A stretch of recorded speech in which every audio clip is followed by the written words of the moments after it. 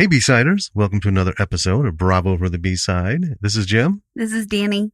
And this week, we have a movie that was brought to our attention from a rep that contacted us.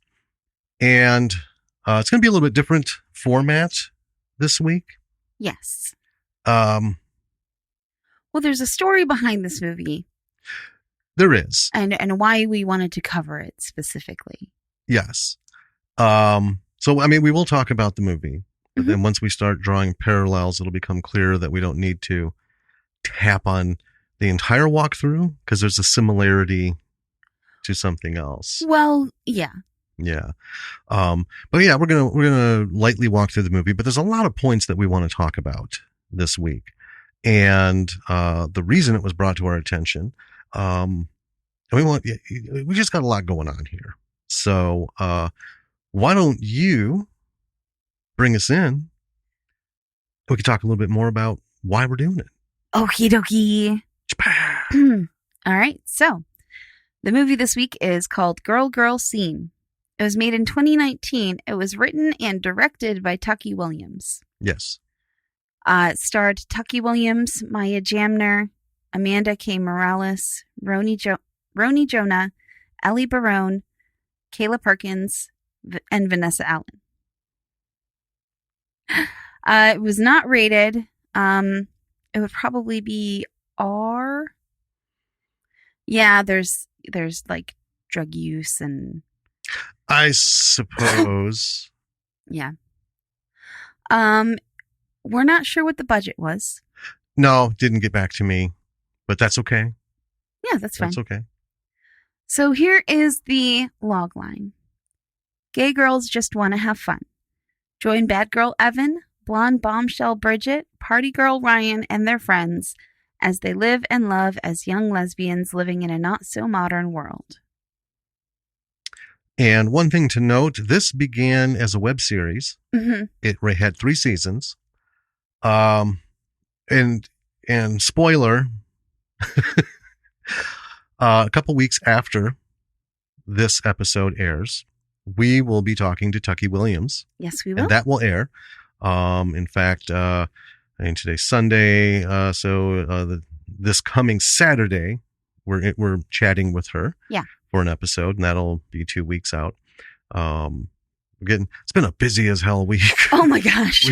we've between regular recording, interviews. I know, we did an interview just yesterday. Yeah. And man, I'm going to be all week chopping all this because I've got to get the video ones ready.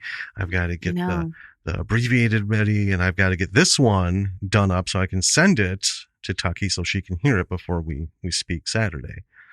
Even though this comes after the interview we did yesterday, but that's not for a couple. It's just so much going on. And then between all of that, yes, we got our nerd on with a 10-hour long D&D session yesterday. We did. Oh my God. Went till 4 a.m. Oh, it was awesome though. Oh, our daughter was a trooper. Oh, she literally fell asleep. Yeah. As we were playing. Well, she was pushing till the end. She was. And then just all of a sudden, kids, switch goes off. Mm-hmm. Not like an adult where you're like, oh, I don't know, man. I can feel the meter going down.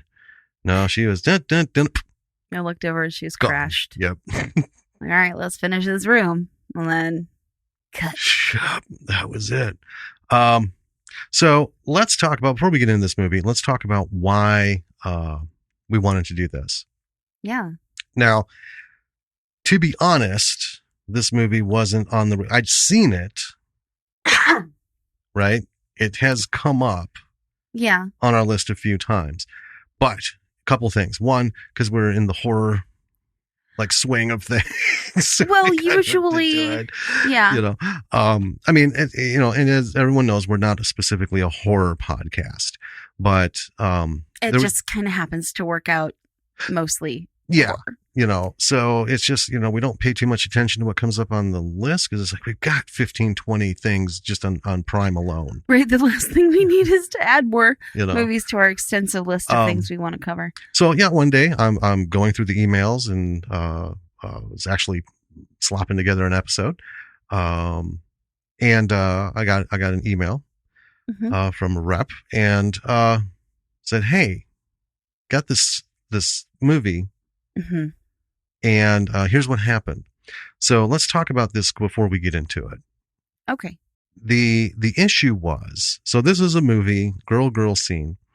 The web series is about lesbians. So it's kind of like Sex in the City. It's this group of women, right? Mm-hmm. Who are lesbians, and they're doing their own thing. And we've got different types, right?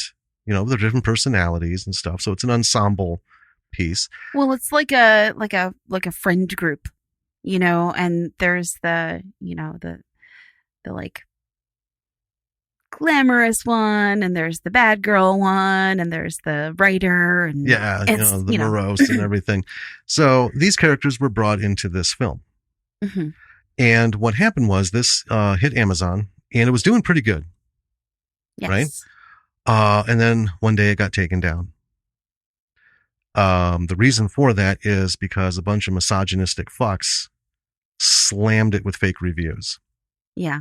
And the rep put it a little more kindly than that to me, but you know how I feel about these fuckers.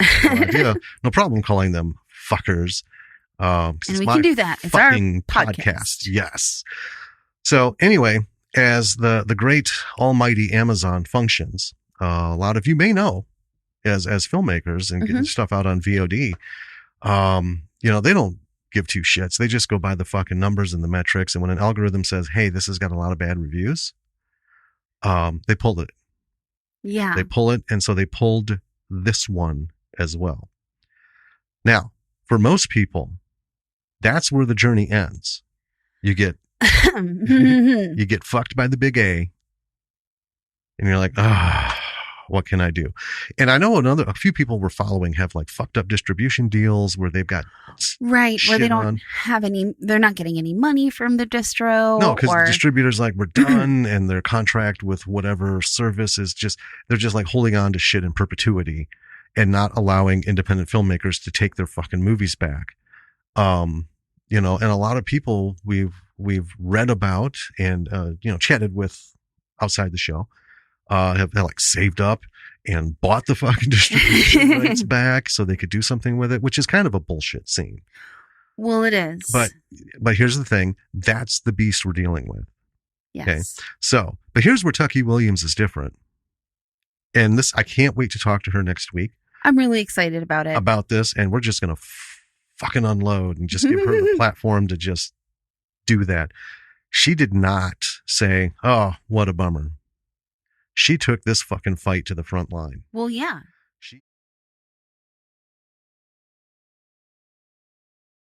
All right, I'm going to take a sip of coffee so I can roll into this. I'm a little scratchy. I'm already like halfway through my coffee. This doesn't bode well for me. Oh, and with the cameras and everything set up, you can't get out so easy now. I might just up out later. We'll see. All right. So we fire up the movie and we open with Ryan and Bridget. They're in party clothes. And then you can get the sense that they're at a party. Everything starts to spill in the background. And there's music. Right? And Bridget needs Ryan to teach her how to French kiss. There's apparently some backroom discussion in their little group about how Bridget is a bad kisser. That's been talked about by her girlfriend. So Ryan obliges, but it's not going well. And it really did remind me of a lot of John Hughes stuff. Yes. The awkward, but these aren't teenagers. These are full grown. Right. They're adults. Yeah. Women. Right. But those weird, awkward moments, Yeah. it was like, well, wow. I don't know. I was a teenager and I don't remember fucking up that bad kissing kind of thing. So Ryan tells Bridget it's like kissing her sister. So they give it a couple more runs and then bam, the kiss lands. All right. And then Ryan is clearly uncomfortable in the aftermath and not so subtly makes her exit. Right. She's like, I'm going to go somewhere that is not by you. Yeah. I'm going not here. And then she joins the party crowd. Then we cut to a bedroom and we have Evan, Bridget's girlfriend, is sitting with Dove, having some hard alcohol.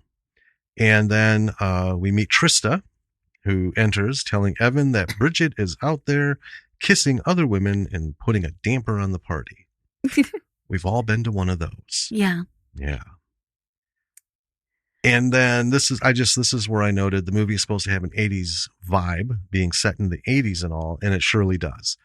Yes. But well, here's the thing though. It wasn't like a high budget period piece. No. Right?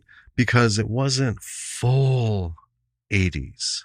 There's some setup and some scenes and some props and stuff that give you the sense, but you can clearly tell. And who would have the budget for that? Oh, a studio. Well, this isn't a studio film, so right. Did the best they can. So it was really done visually through the camera work and just kind of the attitudes and the dialogue. Yeah. But also the crowd that they had. In the 80s, it was very 80s punk. Yeah, like alt punk. Well, and there were different subsets and groups in there. Yeah. And that's the thing with 80s crowds. When people try to do 80s based movies, like so let's go like with Valley Girl. I understand they're doing that again or have done it again. Let's not talk about that. I don't care, whatever. But in that situation, what some people will do is they'll just get like one particular group, like all the Valley Girls at a party. That's really not how big parties went. It wasn't the same group. So all the subsets were really just, a shot here, a shot here, a shot here, nothing ridiculous. Right. And you got the sense that, okay, this is a mix. Right. There's even the there's like a pentagram on the wall, Yes. A little bit of everybody going on here. Yeah. So we get, Bridget and Evan kind of in the corner and they're looking over the guests, talking about them. And their relationship is really kind of set by their like back and forth banter. Yes. So Evan's like the bad girl and Bridget's sort of, she's very pretty and she's got the glam hair going on but she's also just a little bit like naive, they're polar opposites. Yes. Yes. You can, just from this little bit, their personas are so very different. Yeah. You have sort of, and it made me actually think of Parks and Recreation, where Donna's looking at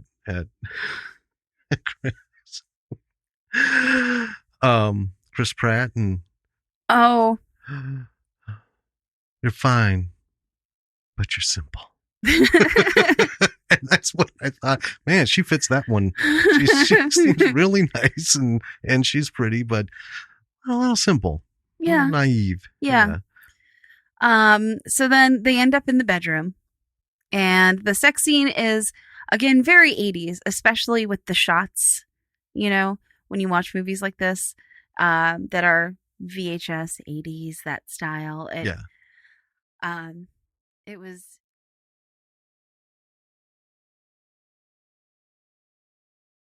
there's a lot of like realizations and right. Coming to terms with stuff, and it's all really, really relatable. When you're a young adult, crossing that line into being an adult, right, is so hard. And learning to admit things you've lied about, admit your mistakes, admit things you're ashamed of, and talk about those. All of that stuff is so hard. And as I was watching it, I was like, oh man, I remember these moments. Yeah. Well, and that's what St. Elmo's Fire was. And really it was the first movie, because that's what the 80s were all about. These little groups, little section, these moments, right? Because we had 16 Candles, Pretty in Pink, and they were so purely yes, that stereotype of that segment of whatever age group that they're dealing with. And that group, everyone can identify with it. Yeah. You know, even and that's why those movies were so successful. Well, yeah, that's why we're still talking about them today. Yeah. And why people like Tucky are making homages to them. Yeah. You know, we just saw, right, a trailer. We put it on our list. Oh, yeah. That we might do for an episode down the road. I probably want to watch it just for fun because whether or not we do an episode on it, I want to watch it because it looks fun. Right.